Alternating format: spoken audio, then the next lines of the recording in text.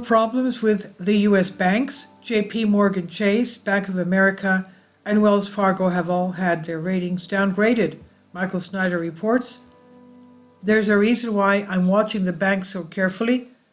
The banks are the beating heart of our economic system, and so if they get into big trouble, we will all feel the pain. That's precisely what happened in 2008, and that's precisely what's happening again right now.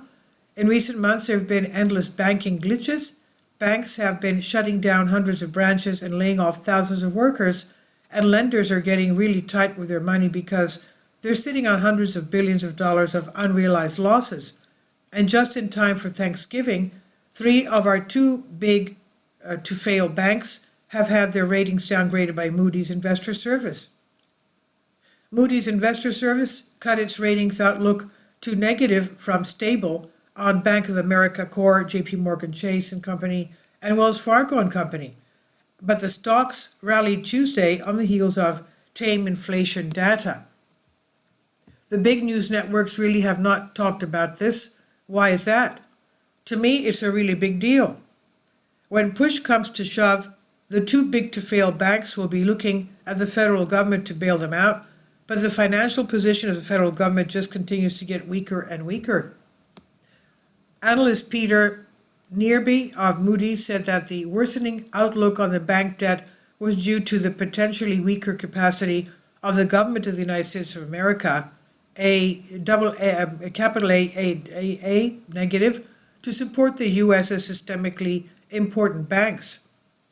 In particular, JP Morgan's downgrade was partially because the bank runs a complex capital market business that may pose substantial risks to its creditors. Can you imagine? For now, most Americans still seem to have faith in the stability of the banking system, and that is good news. But problem signs continue to erupt all around us. In fact, Wells Fargo just permanently shut down 13 branches in one single week. 6 banks filed to close about almost 40 branches last week, leaving millions of Americans without access to vital financial services, with Wells Fargo alone axing 13 locations. Wells Fargo has been a leader in the closure of branches around the country, having closed 160 in the first half of the year, according to data from S&P Global Intelligence.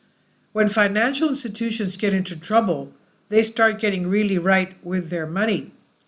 And according to the report that was just released by the Federal Reserve, the rate of credit rejection has risen substantially over the past year. Reported rejection rates among applicants increased by 2.1 percentage points to 20.1% in 2023 from 18% in 2022, well above its 2019 level of 17.6%. I fully expect that number to go even higher in 2024. An excruciating credit crunch has begun, and that means that we're heading into a very tough economic environment. Just look at what's really already happening to home sales. Today we learned that existing home sales in the United States have fallen to the lowest level since 2010.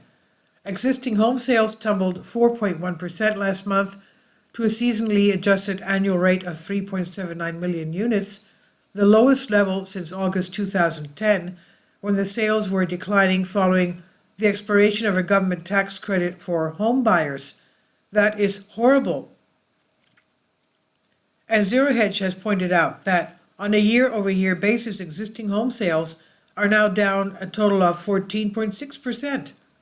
With housing affordability at its lowest since at least the early 1980s, and home builder sentiment slumping as mortgage rates rose, it's no surprise that analysts expected existing home sales in October to tumble 1.5% month over month.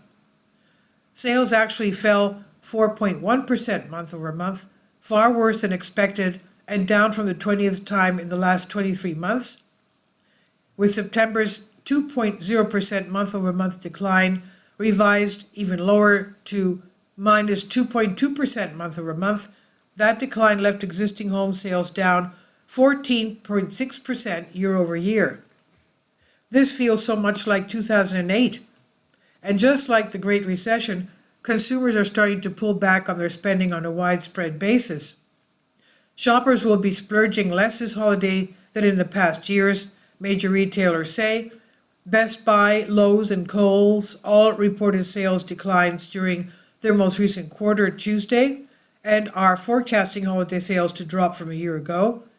Consumer demand has been even more uneven and difficult to predict, Best Buy CEO Corey Barry said in a statement, noting that the company prepared for a customer who's very deal focused. Earlier in the week, I wrote an entire article about the severe troubles that U.S. consumers are expecting right now. The cost of living has been rising much faster than paychecks have. As a result, U.S. consumers just don't have a lot of discretionary income to spend. The mainstream media continues to insist that the U.S. economy is doing just fine, but survey after survey has shown that most Americans are extremely displeased with how things are going economically.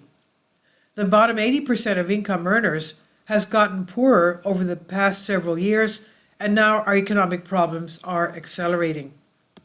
But as bad as things are now, the truth is that they will get even worse in 2024 and beyond. The shaking of our banks will intensify during the months to come, and that's going to put an incredible amount of stress on the entire system. Unfortunately, our system is simply not able to handle much stress at all at this point. This is by Michael Snyder, and he says about the author, my name is Michael, and my brand new book entitled Chaos is now available in paperback and for the Kindle on Amazon. In addition to my new book, I've written 7 other books that are available on Amazon, including 7-Year Apocalypse, Lost Prophecies of the Future of America, The Beginning of the End, and Living a Life That Really Matters, commissions earned. When you purchase any of these books, you help to support the work that I'm doing, and one way that you can really help is by sending copies as gifts to family and friends. Time is short, and I need help getting these warnings into the hands of as many people as possible. I have also started a brand new Substack newsletter, and I encourage you to subscribe so you won't miss any of my articles. I've published thousands of articles on the economic collapse blog, End of the American Dream, and the most important news. And the articles that I publish on those sites are republished on dozens of other prominent websites all over the globe.